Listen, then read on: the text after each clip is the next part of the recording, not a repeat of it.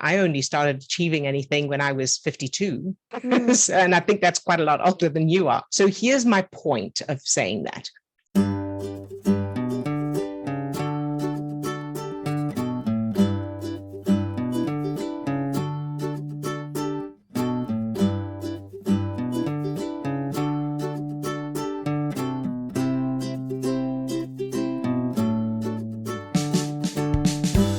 Hello, everyone. Welcome to Live Support with Odille for changing negative childhood memories using the Remmert method. We've created this forum for those who've watched our YouTube videos or read our book and who need personal help using the techniques that we teach, but aren't in a position to do one-to-one sessions at the moment. So if you're new to the Remmert method, be sure to check out the links in the description of this post. And if you'd like to submit a question or you'd like me to work with you personally through this little free group, check the description of this video for details on that as well. Our first question today is a question I received by email from Specihle.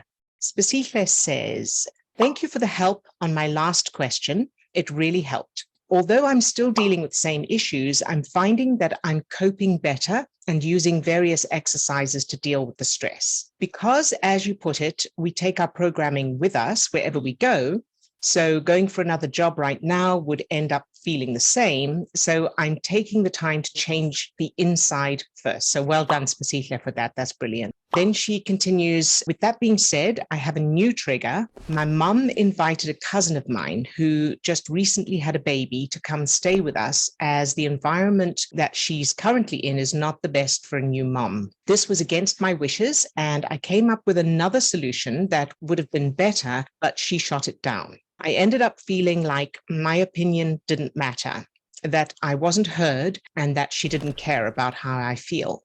This was normal growing up. As we've had countless family members stay with us, I would feel like them being around is taking away from me, as financially things would be tighter. I would have less space and privacy and feel like I had to share when I didn't want to. The worst thing about this is feeling like I'm not heard, feeling stuck, as if I've nowhere else to go, and having my space invaded. Furthermore, I feel like she is in no position to help out somebody else, as she is just barely making it.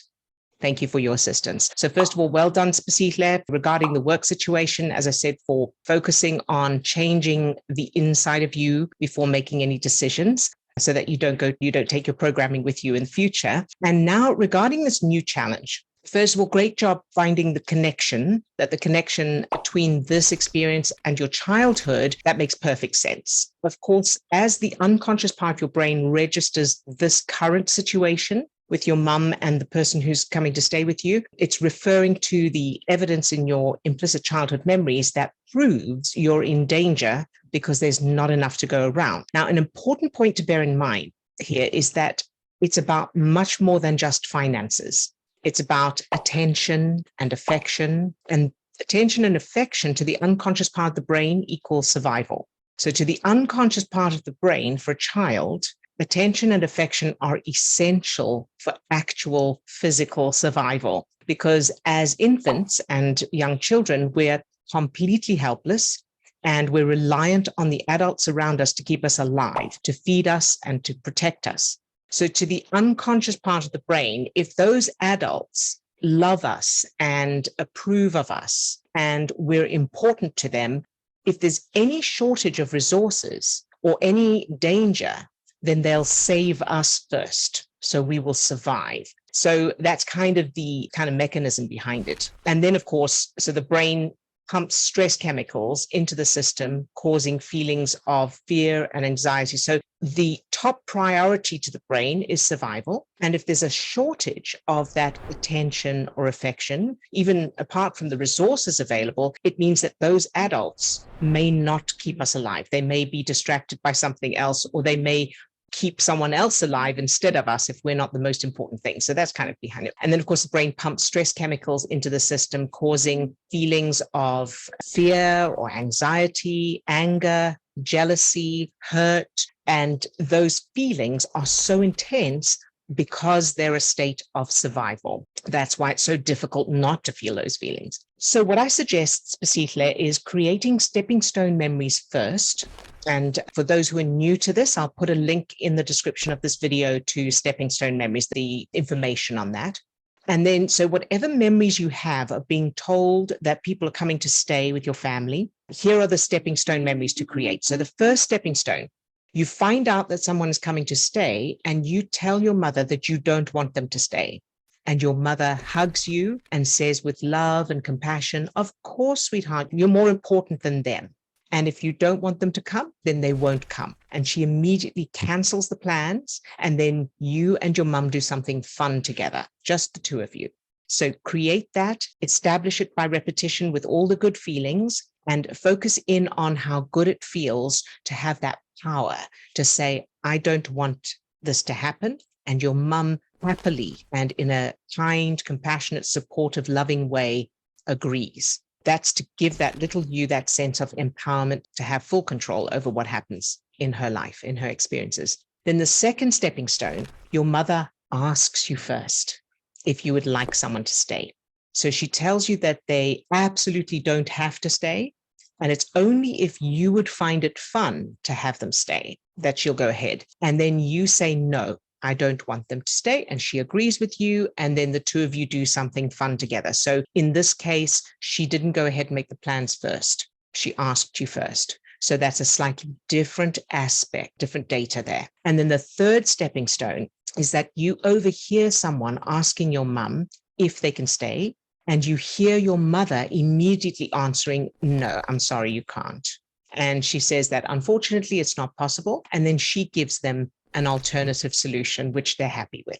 All right. Again, that's a different aspect of it, a different piece of data where your mother is taking the lead in protecting you and you don't have to. And then the final memory is that you were never put in that position in the first place. There was never a question of someone staying with your family. They would come and visit and it would be fun, but no one ever asked to stay and your mother never offered.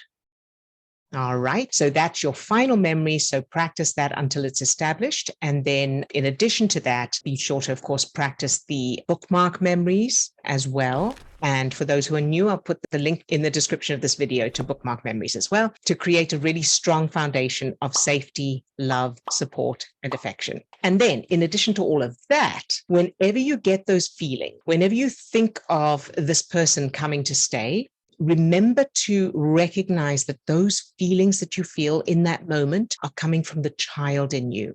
So reassure that part of you. In other words, as soon as you notice those feelings of your opinion not mattering or not being heard, and that your mum doesn't care about how you feel, immediately answer those thoughts and feelings as if you're answering a child who's expressing them. So of course you wouldn't agree with the child, right? You wouldn't say, yes, that's true. Your mother doesn't care about how you feel and your opinion doesn't matter and no one hears you or understands you. You wouldn't say that to the child, of course. Instead, you would answer with reassurance and encouragement. And you'd say something like, I know it seems that way, sweetheart, but it really isn't. Your mother loves you so much and you're the most important thing to her. And then, and here's the bonus you have now, play those new childhood memories to prove that.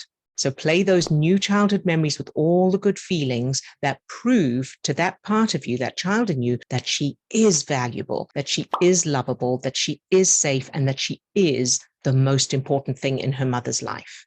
Unfortunately, we can't make other people behave differently, of course, but we do have the power to change our own internal experience of them. So unfortunately, you can't make your mother change her behavior or her choices, but you can change how that child in you experiences that behavior and those choices. You can change the meaning that that part of your brain is assigning to it, and thereby how you feel and how your own experiences moving forward.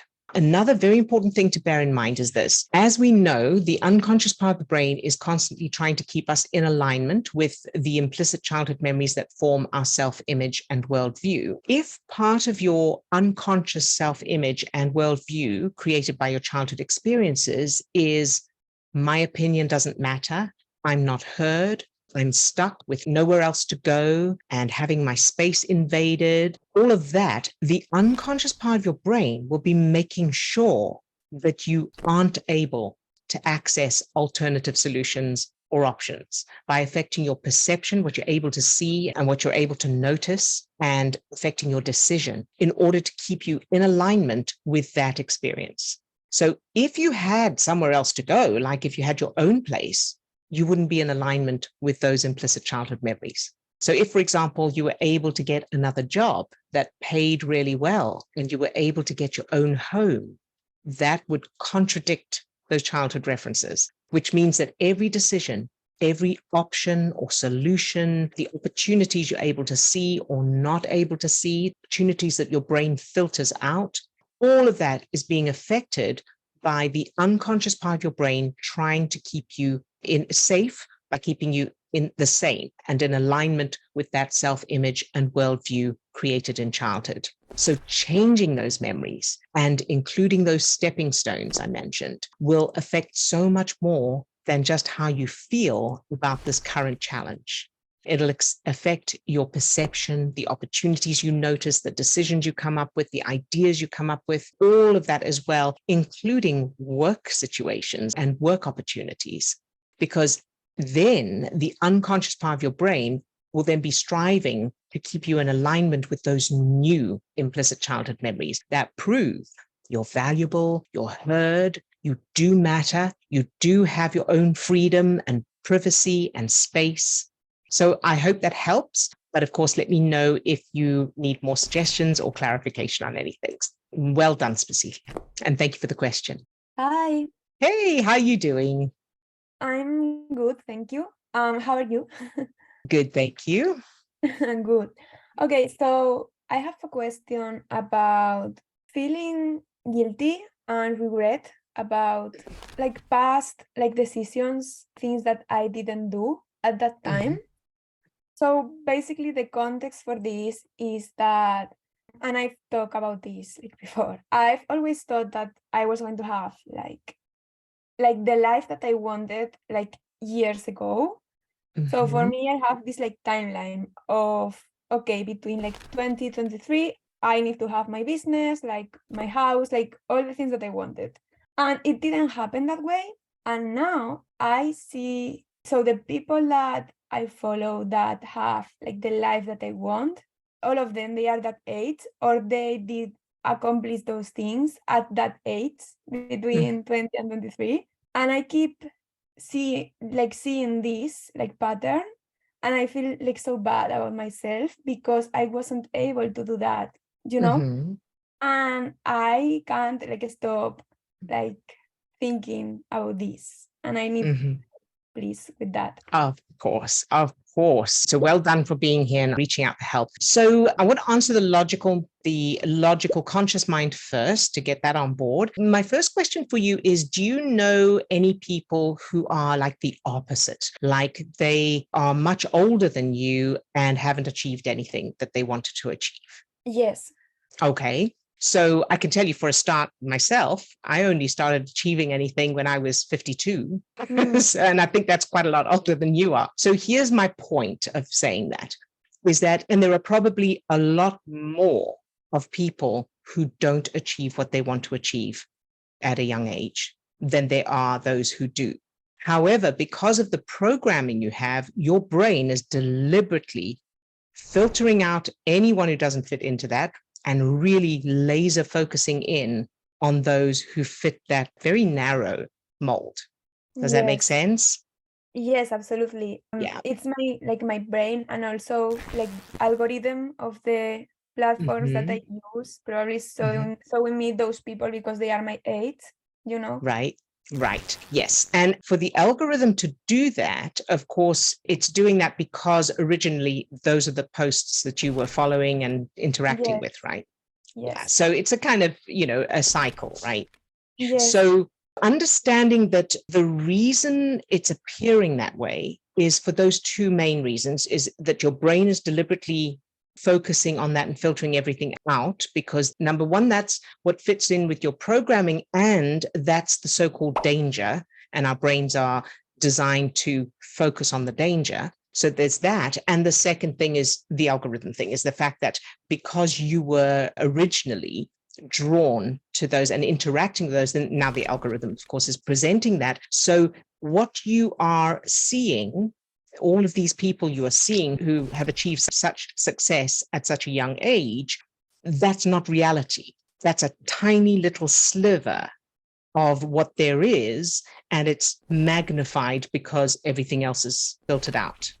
Yes. Does that make sense? So grasping that logically is the first step, so that you're not buying into it and believing it, that everybody else is doing this and I'm not.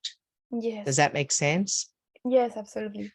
Good. So it's a similar kind of, when I worked with Swasti on the exam anxiety and that, and she was feeling anxious and everything because she had to resit the exam, and there was all of that around that. And then it turned out the majority of the class had to resit the exam.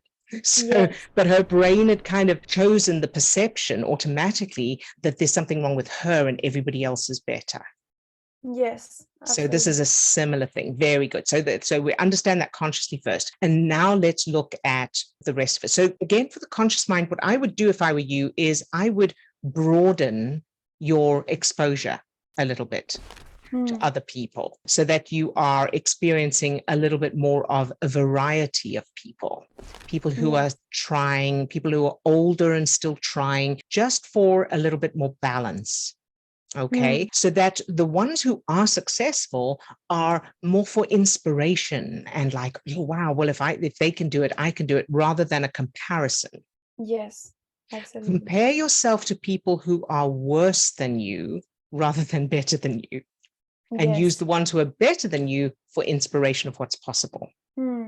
All right. So that's on a practical level, something you can do. So now let's look at the references. So think about the fact that, so as you see these people and you compare it to yourself and you feel you should, or why haven't you, or whatever's there, what are those feelings or emotions there? I feel really sad. I feel like there's something wrong with me, because I tried my best and I couldn't, and they did. And they didn't try their best, or it wasn't that hard for them. Yeah, that. And how do you know it wasn't hard for them? I don't know. So I don't know. I know That's that right. maybe it was hard for them. Yeah. But yeah. So I've always very familiar with the feeling of struggling for achieving something. Like that feeling of just doing lots of action and like just trying and not getting what I want. So I'm familiar with that, and I know other people, they are not that familiar with that. So that's why I say that. Okay. Now, of course, generally speaking, people don't post those kinds of experiences. Yeah, that's especially true. People who are in business and, they've got an image to uphold. Very few people post about terrible times, but I can guarantee that if they are successful, they have absolutely gone through terrible times, because that's life. Life is very up and down, and we're all human. Just because you're not seeing it, or they're not speaking about it or posting it, doesn't mean in private they haven't. So I'm thinking of myself as an example. When friends of mine, when I shared on Facebook, I've had plenty of them, but particular suicidal time, my friends were shocked because they had no idea. They had no idea that I was going through any of that kind of thing, because I never told anybody. Yeah. But it didn't mean I wasn't going through it. And it was extreme. It's close, almost taking that step of suicide. So that's just one example of how we never know what someone is going through, because we can't see behind the scenes. All that is to say is, again, what your brain is automatically doing is comparing you to an ideal that doesn't exist. Yes. Right. So it's like the magazines with the airbrushed, perfect bodies, and everybody, comparing themselves to that. It's not real, doesn't exist. Yeah. So you can't possibly live up to it. And in the same way, there's no one who is that successful who it's been completely easy the whole way. There Yeah. will be struggles, financial struggles, physical struggles, emotional struggles, psychological struggles, suffering. There'll be all kinds of things, combination of things for each person who's reached that level. Now, many people stop when they hit those bumps because they think, well, now I can't do it. These other people are doing it and I can't. And so they stop. And then there are others, like the ones you're looking at, who have found a way to get around it, go over it, go through it, or pick Yes. themselves up again and keep going. And Yes. that, how a person handles those storms and those bumps will be determined by their programs. Yes. So getting the reality check of what I'm looking at is not necessarily reality, that will help to give you the encouragement to keep going. And then, of course, changing the references is what's going to help you make that automatic, where your brain is then automatically keeping you in alignment. So where I want to go next is I want to ask you, what's wrong with you not having achieved what you wanted to achieve by this age? What's the problem with that? What's the consequence?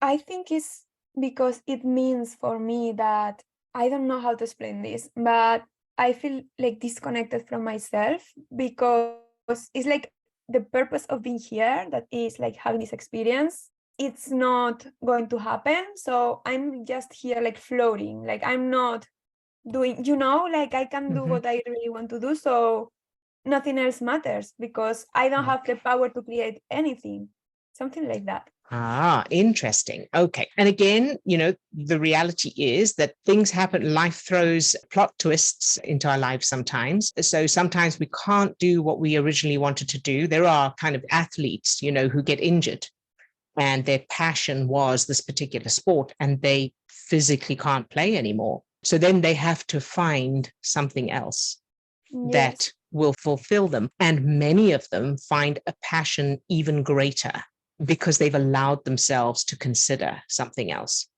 But while we are focused on the one thing and insisting it has to be this way, this is the only thing, this is the only option, it's the only thing that makes me happy, or it's the only thing I'm meant to do, any of that, well, then that's what we get to do, is just sit and look at it without actually experiencing it, right? So it's, I know I've used this analogy before, an airport. If you go to the airport and then you find out they've changed the gate, the flight is leaving from a different gate. But if you sat at the same gate and insisted the plane had to leave from there, you would never get to your destination. You have to adjust. And for me, I was convinced and determined that being an actress in LA, that was my dream. That was all I ever wanted to do, was my passion, it was my dream, it was who I was. It was just, I couldn't imagine ever doing anything else.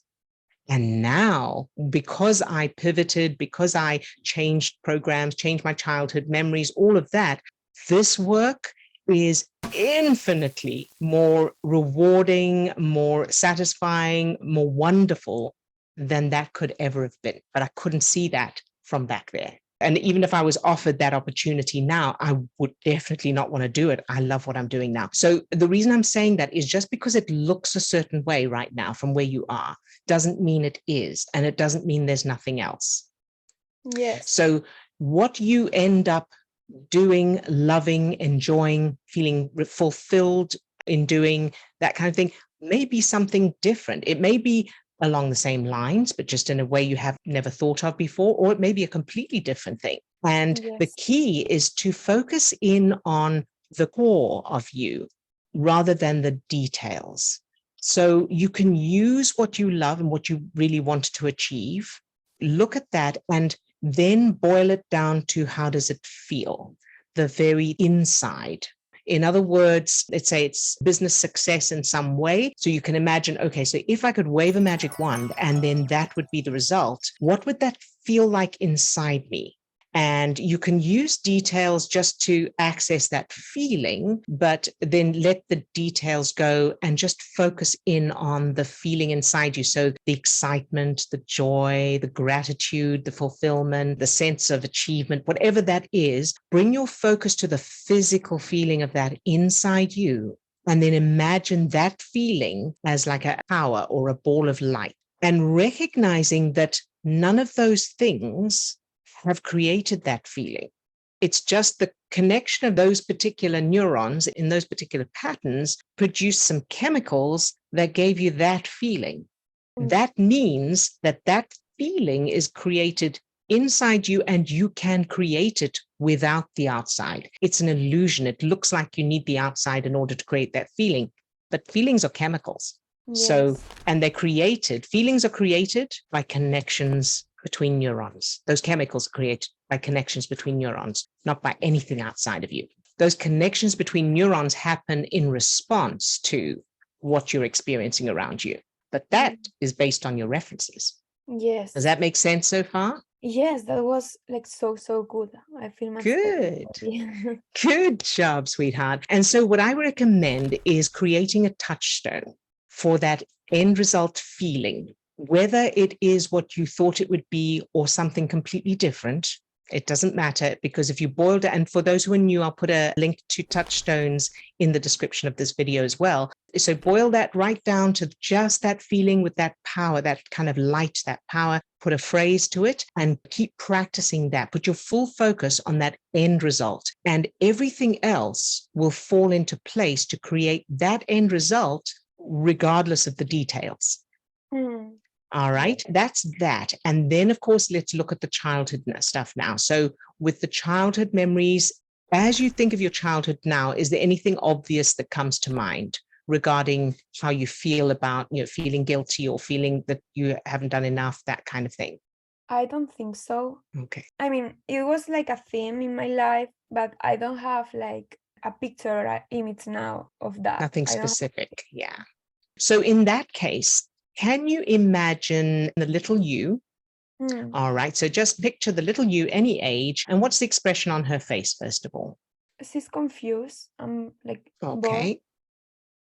All right. And can you ask her what she needs that would prove to her that she is valuable, loved, safe, amazing, exactly as she is, even if she never does anything, just for existing? I'm thinking about like a ball of light that has those things in it. That's exactly what I had in mind. Funnily enough, that's what I had in my picture in my mind. So yes, give her that ball of light, or imagine that ball of light shining out from her. That is who she is. All right. That's her essence. And nothing can change that, because that is who she is. Yes. Now, sometimes our experiences, the things we experience, the things that happen to us or happen around us, create covers that start to cover up that light. And so it dampens it. And especially if we're too bubbly or too shiny, sometimes the adults around us, our light blinds them. And so they make sure that light is covered up, but the light is still there, which means it can be, you can start to take those layers off, and then the light can still shine. Yes. How does that sound? It sounds really good. I could love to just be able to like do something or give her something like this that could have like a very like significant change on her, Yeah. Good idea. What can that be? So give her something. It can be a magic wand, or it could be an accessory or a cloak, or it could be a toy. Could be something she can wear, like a necklace, or it could just be literally a ball of light that she puts into her heart. Yes, probably the last one. That, yeah, very good. And now let's level that up a little bit. Let's take that a little bit further. And I want you to imagine that little you, and in front of her are your parents, and they're facing her, and behind each parent are their parents and all the generations going back. And as you look at this crowd of ancestors, you notice that right from the back, as far as you can see, on both sides, there's that ball of light is being passed forward from the previous generation to the next generation to the next generation, all the way up to your grandparents and each of them. And the balls get combined. So each of them combine their balls of light, and then they hand them to your parents, and your parents combine their balls of light and they hand them to the little you, and then she absorbs it. So not only do you have that ball of light, but you have it coming back all the generations. And that's the gift that's handed down to each generation and to you. How would that feel? it feels really good. The little me, she asked me like, okay, are they only going to pass me like the good stuff, right? And I was like, yeah, only the good. Don't worry. Good question. Yes, absolutely. It's only the good stuff. And you can tell that it's only the good stuff. And you can explain this to that child. You can tell it's only the good stuff because those lights are so bright. Yeah, There's that's no what I darkness say. in them. Yeah, only like the best gifts, those are the That's only ones that I want to pass. That's it. Exactly. Exactly. So how does that feel now if you imagine that? It feels good. It feels like empowering. I feel like Good. more like energetic.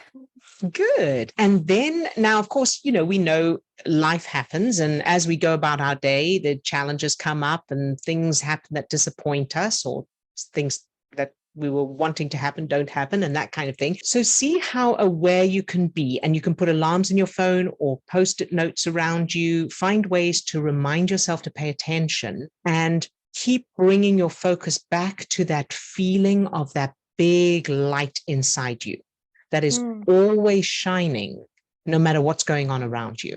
Yes. And what tends to happen is we tend to dim our light by bringing our focus onto the problems and the challenges and what we're worried about, what we're frustrated about, and that kind of thing.